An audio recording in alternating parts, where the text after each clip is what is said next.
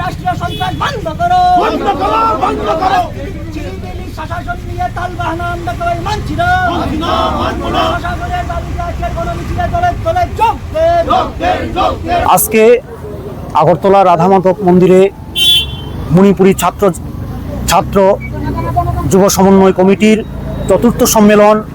এই সম্মেলনে আমরা প্রধানত 4টি দাবির উপরে আমরা এই সম্মেলনটি আমরা করছি। আমরা এই সম্মেলনে আমাদের অভিভাবক, আমাদের মহিলা সংগঠন, আরও অনেকে, আমাদের প্রতিবেশী আমাদের রাজ্য মণিপুর থেকেও আমাদের মণিপুরের সংগঠন আছে আমাদের এই দাবিকে সমর্থন করার জন্য। ওনারা আজকে 3-4টা সংগঠন আমাদের আজকে উপস্থিত এই ছাত্র যুব সমন্বয় কমিটি অনুষ্ঠানে সম্মেলনে এখানে উপস্থিত থাকার জন্য। এবং প্রথম দাবিটি হচ্ছে এখানে মণিপুরীদের জন্য অটোনোমাস ডেভেলপমেন্ট কাউন্সিল আমাদের দাবি, 1 নম্বর দাবি।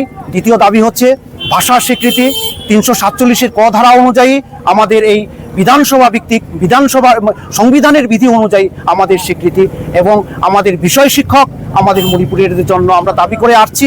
এই সম্মেলনেও আমরা এই দাবিকে আমরা আগে নিয়ে যাব।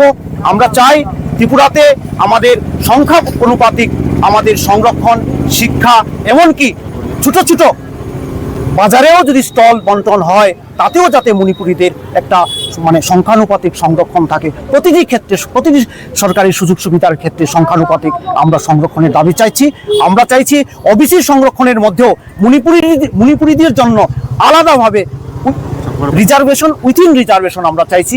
আমরা অতি সংখ্যালঘু এবং আমরা অনেক দিন ধরে রাজ্যে আমাদের মাতৃভাষার শিক্ষার সুযোগ থেকে বঞ্চিত। আমরা আমাদের সংস্কৃতি এবং আজকের আর্থসামাজিক অবস্থা খুবই খারাপ। আমরা চাই সরকারের সাংবিধানিক বিধানের মধ্যে আমাদের সুরক্ষিত করার জন্য একটা ব্যবস্থা নেওক। তাই আমাদের আপামর মণিপুরী এবং গণতন্ত্রপ্রিয় ত্রিপুরার সমস্ত মানুষের কাছে আমাদের আহ্বান, এই আন্দোলনে, এই গণতান্ত্রিক আন্দোলনে আপনারা এগিয়ে আসবেন, সমর্থন করবেন, এই আশা আমরা ত্রিপুরাবাসীকে আমরা রাখছি। আমার পরিচয়, আমি সাধারণ সম্পাদক মণিপুরী ছাত্র যুব সমন্বয় কমিটি, বিমল সিংহ।